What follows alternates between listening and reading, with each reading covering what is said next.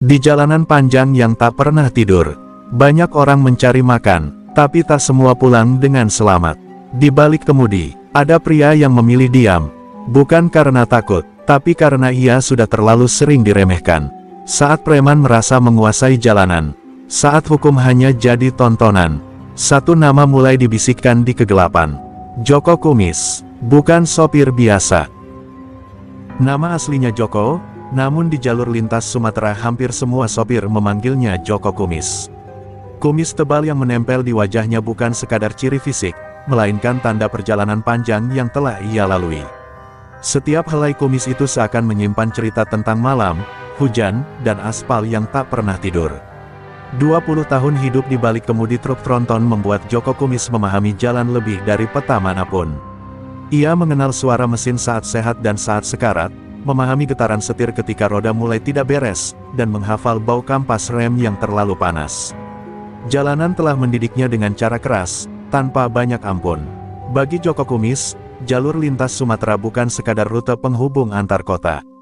Jalan itu adalah saksi bisu dari peluh yang jatuh, umpatan yang tertelan, dan doa yang dipanjatkan diam-diam di balik kemudi. Setiap tikungan punya kenangan, dan setiap tanjakan menyimpan pelajaran tentang kesabaran. Ia bukan tipe sopir yang banyak bicara di warung kopi atau terminal. Duduknya tenang, pandangannya tajam, dan ucapannya seperlunya. Banyak yang mengira ia pendiam karena lelah, padahal Joko Kumis memilih diam karena sudah terlalu banyak melihat manusia berubah saat berada di jalan gelap. Di malam hari, ketika sebagian orang terlelap, Joko Kumis justru merasa paling hidup. Lampu jauh truknya membelah kegelapan, ditemani deru mesin dan suara ban yang menggerus aspal. Malam baginya adalah ruang jujur, tempat topeng manusia sering terlepas. Ia paham betul bahwa bahaya di jalan tidak selalu datang dari lubang atau tikungan tajam.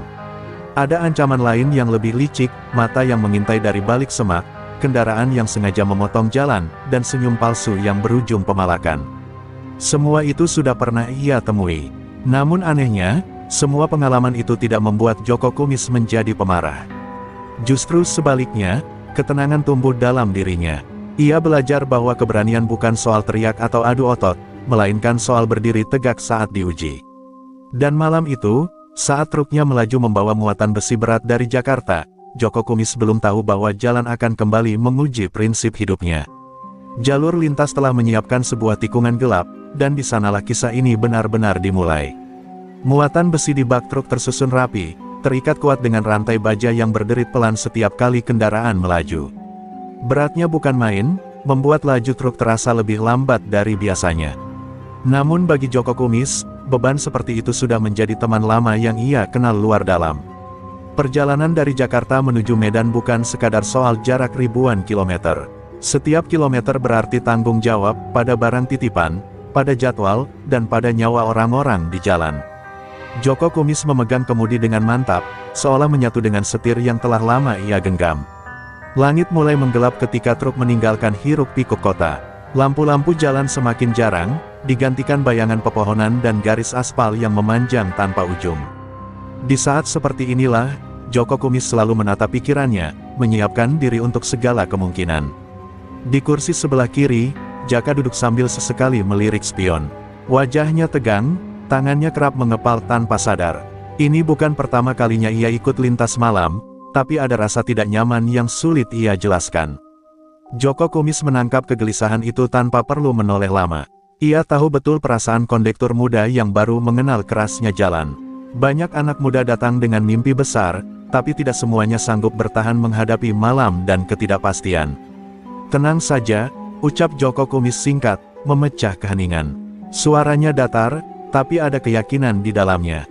Kalimat itu bukan sekadar menenangkan, melainkan janji bahwa selama ia memegang kemudi, segalanya akan ia hadapi dengan kepala dingin. Radio HT di dashboard menyala, memancarkan suara samar dari sopir lain yang sedang melintas. Sapaan singkat, candaan kasar, dan informasi jalan saling bersahutan. Bagi Joko Kumis, suara-suara itu adalah tanda bahwa ia tidak sendirian di lintasan panjang ini. Truk terus melaju menembus malam, meninggalkan kota demi kota di belakang. Di depan sana, jalur lintas menunggu dengan segala risikonya. Joko Kumis menarik napas panjang, matanya fokus ke depan, sadar bahwa perjalanan kali ini akan menguji lebih dari sekadar kekuatan mesin. Jaka bukan orang kota, tapi juga belum sepenuhnya menjadi orang jalanan. Usianya baru menginjak 22 tahun, dengan wajah yang masih menyimpan kepolosan. Ia ikut Joko Kumis bukan hanya untuk bekerja, melainkan untuk belajar bertahan di dunia yang keras dan tak banyak memberi kesempatan kedua. Sejak awal perjalanan, pikirannya dipenuhi cerita-cerita lama yang sering ia dengar di warung kopi. Tentang sopir yang dipalak di tengah malam, tentang truk yang dihentikan paksa di tikungan sepi, dan tentang mereka yang pulang tanpa membawa apa-apa selain trauma. Cerita-cerita itu berputar di kepalanya tanpa henti. Setiap kali truk melambat di tanjakan atau memasuki tikungan gelap, jantung Jaka berdegup lebih kencang. Matanya terus bergerak, mengamati sisi kiri dan kanan jalan, seolah mencari bayangan yang mungkin muncul tiba-tiba. Tangannya menggenggam sabuk pengaman erat-erat. Joko Kumis melihat semua itu dari sudut matanya. Ia tahu, ketakutan bukanlah kelemahan, melainkan tanda bahwa seseorang masih peduli pada keselamatan. Yang berbahaya justru mereka yang terlalu percaya diri dan lupa waspada.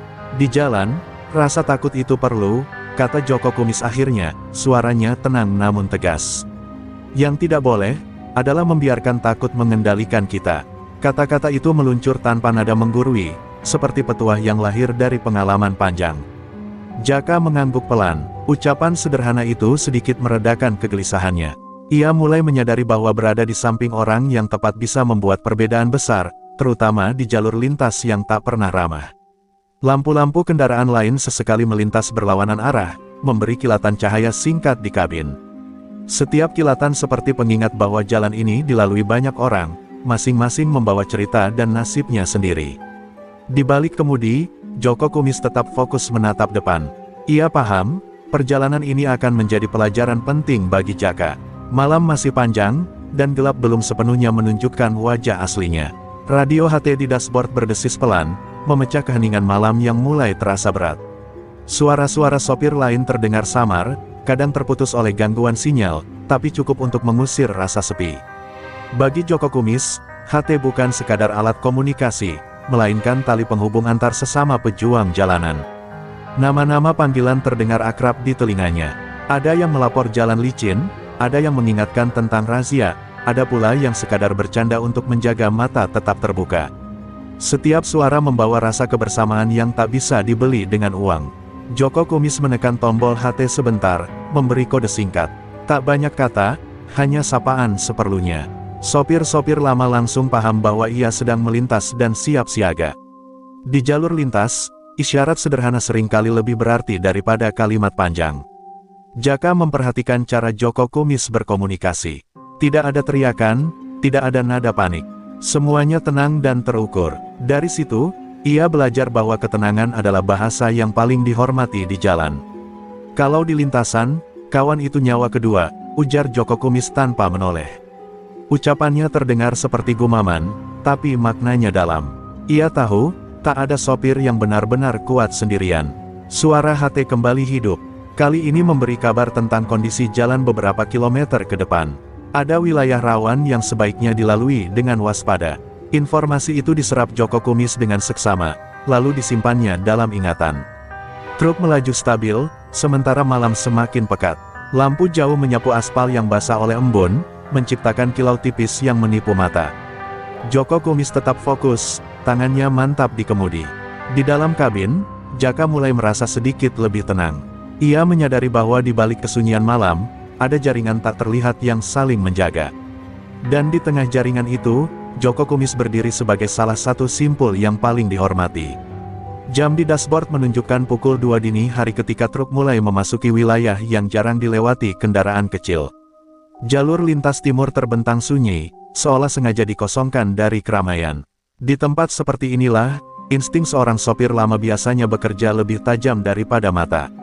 Lampu jauh dinyalakan penuh, menyapu tikungan demi tikungan yang dipagari semak dan pepohonan tinggi.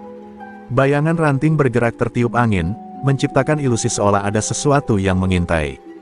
Joko Kumis tidak terpengaruh, tapi ia tahu, daerah ini tak boleh diremehkan. Jaka kembali gelisah. Ia menggeser duduknya, memperbaiki posisi tubuh, lalu melirik kaca spion berkali-kali. Suasana terlalu sunyi, Terlalu tenang untuk sebuah jalur lintas yang biasanya ramai oleh truk malam. Daerah ini banyak ceritanya, gumam Jaka, nyaris berbisik. Joko Kumis hanya mengangguk pelan. Makanya jangan lengah, jawabnya singkat. Deru mesin truk terdengar lebih keras di telinga, seakan memantul di antara pepohonan. Setiap guncangan kecil terasa jelas.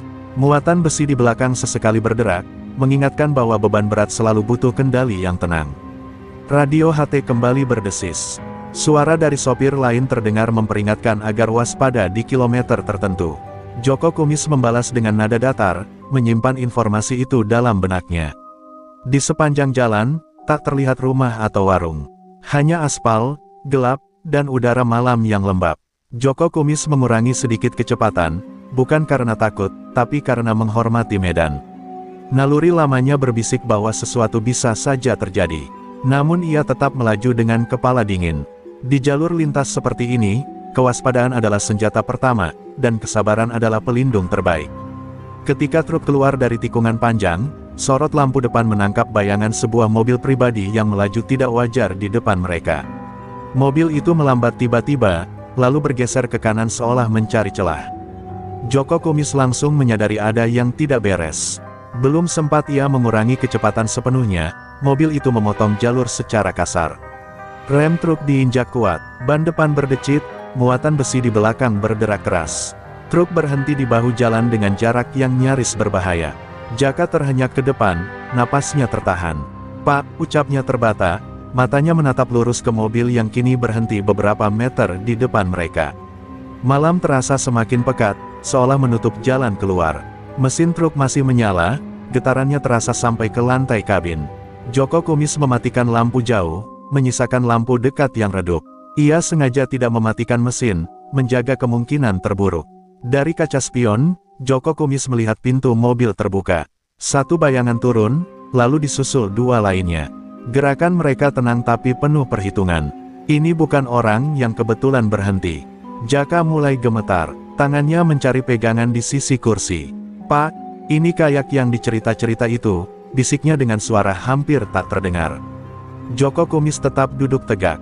Wajahnya tak menunjukkan kepanikan. Tangannya pelan menyentuh radio HT, jempolnya bersiap di tombol, namun ia menunggu saat yang tepat. Dalam diam itu, ia menilai situasi. Jalan sepi, sinyal minim, dan 3 orang di depan bukan tamu yang datang untuk bertanya arah. Malam ini, jalur lintas benar-benar menunjukkan wajah aslinya. Pintu mobil terbuka lebar, dan 3 pria itu melangkah mendekat ke arah truk. Sorot lampu mobil di belakang mereka menciptakan bayangan panjang yang merayap di aspal. Cara berjalan mereka santai, seolah sudah sangat terbiasa melakukan hal seperti ini. Satu di antara mereka memegang balok kayu sepanjang lengan orang dewasa. Ujungnya sudah tumpul, penuh bekas hantaman. 2 lainnya berjalan sedikit di belakang, tangan mereka tak lepas dari pinggang, tempat sesuatu yang keras tersembunyi di balik jaket. Joko Kumis mengamati tanpa banyak bergerak. Ia tak membuka pintu, tak menurunkan kaca. Ia membiarkan mereka mendekat, membaca setiap gerak dan jarak. Kesabaran adalah cara terbaik mengenali niat lawan. Salah satu pria menggedor pintu truk dengan keras. Bunyi logam menggema di kabin. "Turun, uang jalan, sama HP," bentaknya kasar, tanpa basa-basi. Jaka tersentak, nafasnya memburu, wajahnya pucat, dan keringat dingin mulai mengalir di pelipis. Ia menoleh ke arah Joko Kumis dengan mata memohon. "Pak, mereka bawa senjata," bisiknya gemetar. "Kasih saja, Pak." Joko Kumis tetap diam sejenak. Pandangannya lurus ke depan, seolah sedang menimbang sesuatu yang lebih besar dari sekadar uang atau ponsel. Ia tahu, sekali tunduk tanpa sikap, mereka akan datang lagi lain waktu. Di luar, preman itu kembali menggedor, kali ini lebih keras. Jalan sunyi memantulkan suara bentakan mereka. Di titik itulah, Joko Kumis akhirnya bergerak, membuka sabuk pengaman dengan tenang, bersiap menghadapi apapun yang menunggu di luar kabin. Joko Kumis tidak langsung membuka pintu. Ia meraih radio HT dan menekannya perlahan, seolah gerakan itu adalah bagian dari rutinitas biasa. Dengan suara rendah namun jelas, ia menyebutkan kode singkat yang hanya dimengerti para sopir lama di lintasan ini. Di luar, para pria itu tidak menyadari apa yang baru saja terjadi. Mereka sibuk dengan gertakan dan posisi berdiri, merasa situasi sepenuhnya di bawah kendali mereka. Malam dan sepi memberi mereka rasa kuasa semu. Jaka memperhatikan tangan Joko Kumis yang tetap tenang. Tidak ada gemetar, tidak ada ragu. Pemandangan itu sedikit menular, membuat napas Jaka perlahan lebih teratur meski ketegangan belum hilang. Setelah memastikan pesannya terkirim, Joko Kumis meraih tongkat besi panjang yang biasa ia gunakan untuk mengecek tekanan ban. Alat sederhana itu kini terasa berat, bukan karena bobotnya, melainkan karena keputusan yang menyertainya. Ia membuka pintu truk dengan gerakan mantap. Udara malam yang dingin langsung menyergap. Lampu kabin menyala sebentar, menyorot wajahnya yang tetap datar, tanpa amarah. Joko Kumis melompat turun ke aspal. Suaranya saat sepatu menginjak jalan terdengar jelas di keheningan.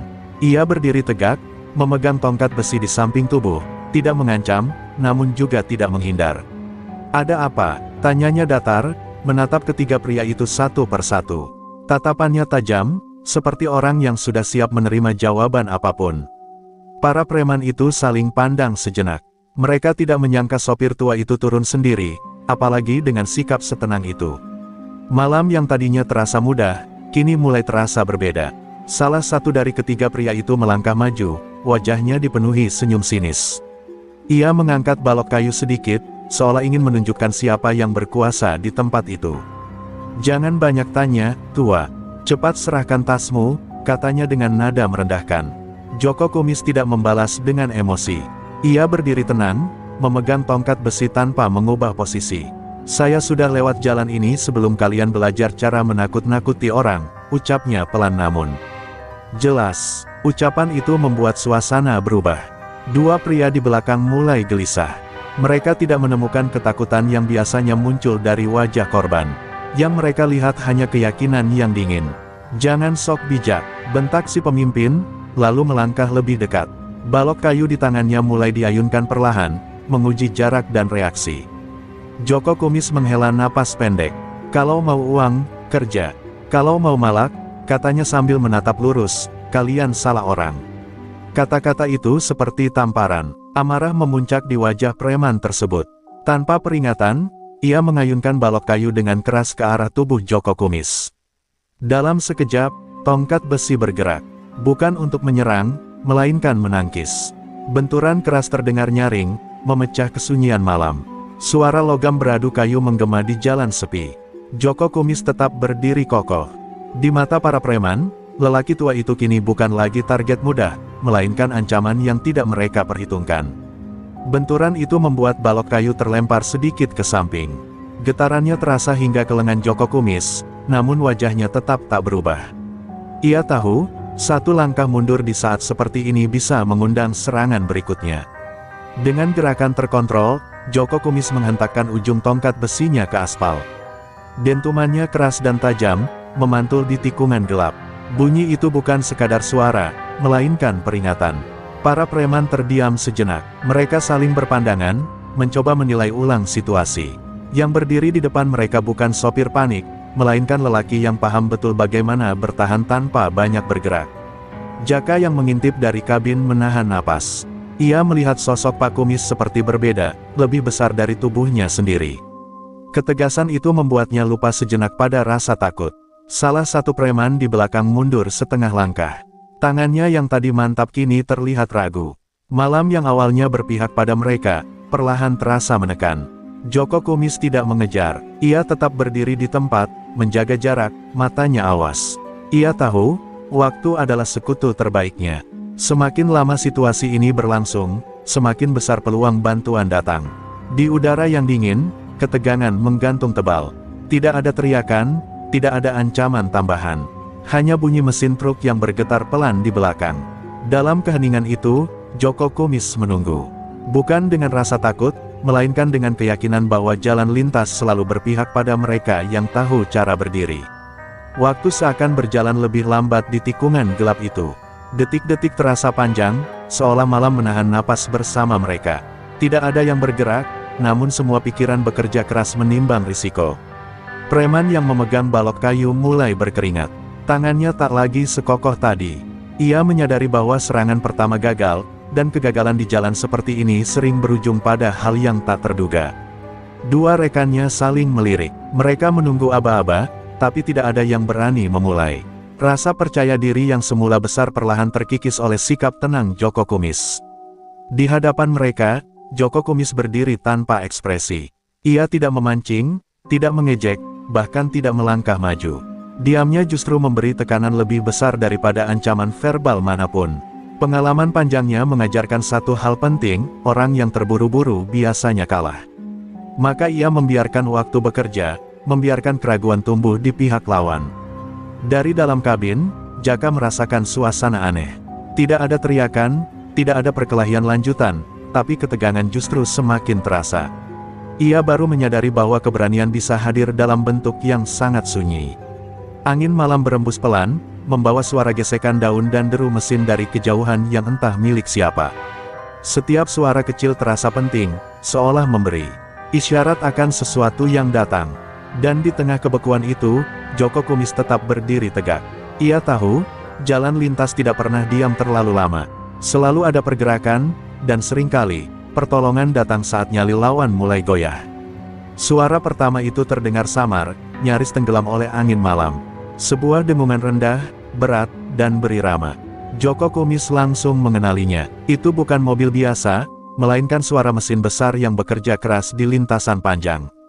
Para preman belum menyadarinya. Mereka masih terpaku pada sosok di depan mereka, mencoba membaca gerak yang tak kunjung datang. Namun Joko Kumis tahu, waktu mulai berpihak kepadanya. Dengungan itu semakin jelas. Dari kejauhan, cahaya putih menembus gelap, menyapu ujung tikungan. Lampu jauh menyala tinggi, lebih dari satu, bergerak beriringan. Jaka mencondongkan badan ke depan, matanya membelalak. Pak, gumamnya lirih, nyaris tak percaya dengan apa yang ia lihat. Satu truk besar muncul, diikuti truk kedua, lalu ketiga. Mesin-mesin itu meraung serempak, suaranya memenuhi jalur sunyi. Mereka melaju pelan tapi pasti, membentuk barisan yang tak bisa diabaikan. Para preman mulai gelisah. Mereka menoleh ke arah suara, lalu kembali menatap Joko Kumis. Situasi yang semula terasa mudah kini berubah menjadi ancaman nyata. Truk-truk itu merapat, mengambil posisi tanpa banyak bunyi klakson. Lampu jauh mereka menyinari lokasi, membuat jalan gelap berubah terang. Bayangan para preman kini terlihat jelas, tak lagi terlindung malam. Joko Kumis tetap diam. Ia tidak tersenyum, tidak menantang. Ia hanya berdiri di tempat, yakin bahwa kehadiran kawan-kawan telah berbicara lebih keras daripada kata-kata apapun. Cahaya lampu truk yang terang membuat wajah para preman terlihat jelas. Tidak ada lagi bayangan yang bisa mereka gunakan untuk bersembunyi. Di bawah sorot lampu itu, keberanian mereka menyusut drastis. Pemimpin mereka mencoba bertahan, menegakkan badan seolah masih berkuasa. Namun langkahnya ragu, dan balok kayu di tangannya kini lebih sering turun daripada terangkat. Ia sadar, keadaan telah berbalik. Dua rekannya sudah lebih dulu mundur. Pandangan mereka tak lagi ke arah Joko Kumis, melainkan ke mobil yang terparkir tak jauh dari situ. Naluri menyelamatkan diri mulai mengambil alih. Tidak ada teriakan, tidak ada perintah keras. Hanya kesadaran diam-diam bahwa mereka telah kalah tanpa perkelahian lanjutan. Jalan lintas tidak memberi ruang bagi kesalahan kedua. Salah satu dari mereka memberi isyarat singkat. Mereka berbalik, melangkah cepat menuju mobil. Balok kayu dijatuhkan begitu saja, membentur aspal dengan bunyi tumpul. Mesin mobil menyala tergesa, ban berdecit saat pedal gas diinjak dalam. Tanpa menoleh lagi, kendaraan itu melaju kencang menelan gelap. Truk-truk yang datang tidak mengejar. Mereka tetap di posisi, memastikan situasi aman. Keheningan kembali turun, namun kali ini terasa berbeda, lebih lega. Joko Kumis menghela napas panjang. Ia menurunkan tongkat besi, lalu melangkah kembali ke arah truknya. Malam belum selesai, tapi ancaman telah berlalu. Truk-truk besar itu tetap berdiri beberapa saat, mesin menyala rendah seperti napas penjaga malam. Tidak ada sorak kemenangan, tidak ada kata-kata berlebihan. Di jalan lintas, kemenangan terbaik adalah saat semua orang bisa kembali melanjutkan perjalanan. Salah satu sopir membuka kaca dan mengangguk ke arah Joko Kumis. Tak ada perlu ucapan, anggukan itu sudah cukup, tanda saling paham di antara orang-orang yang hidupnya diserahkan pada aspal. Joko Kumis membalas dengan anggukan singkat. Ia menyimpan tongkat besi ke tempat semula, memastikan semuanya aman. Wajahnya kembali datar, seolah kejadian barusan hanyalah gangguan kecil di tengah rutinitas panjang. Di dalam kabin, Jaka masih terdiam.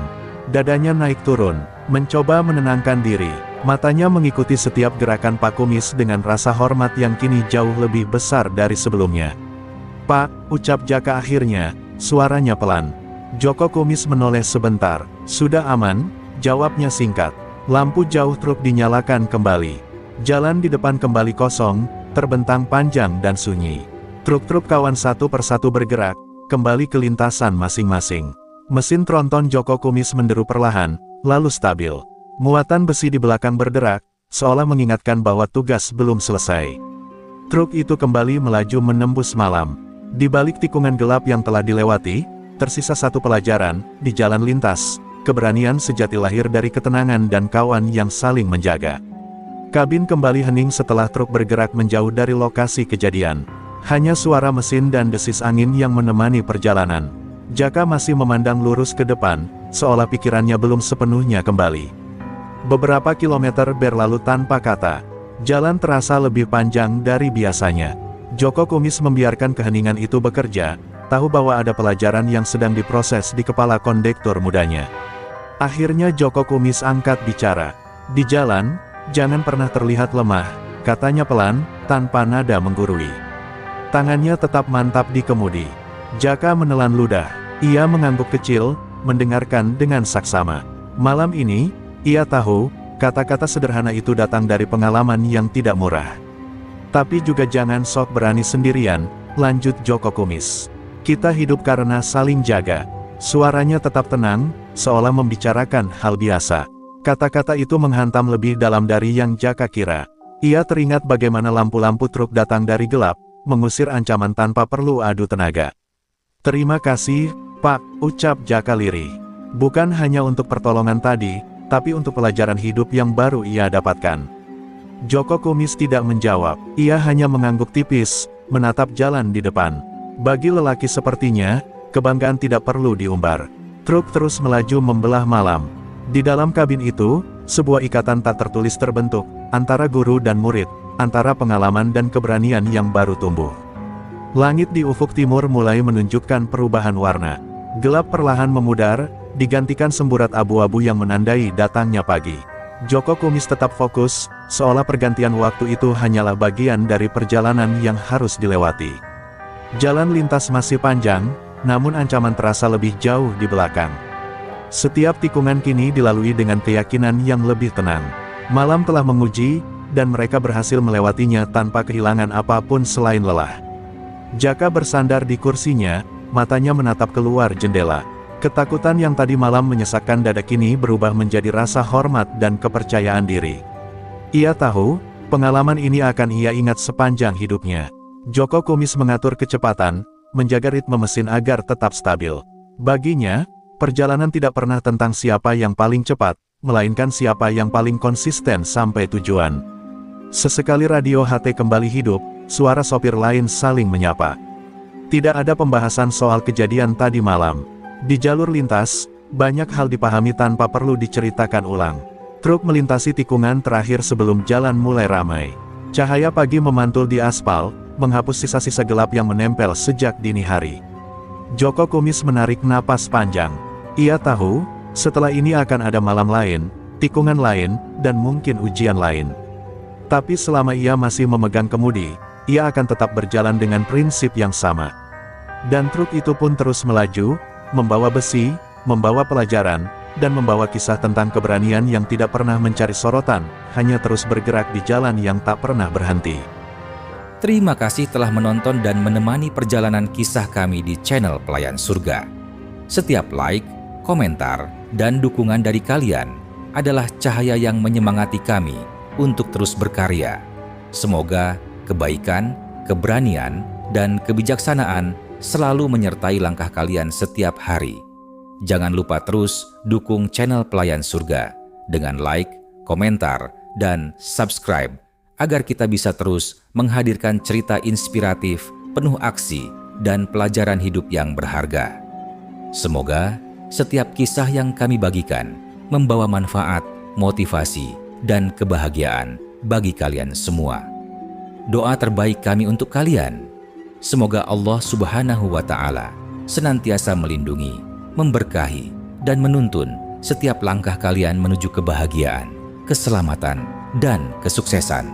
Tetaplah berani, tetaplah beriman, dan terus sebarkan kebaikan dimanapun kalian berada.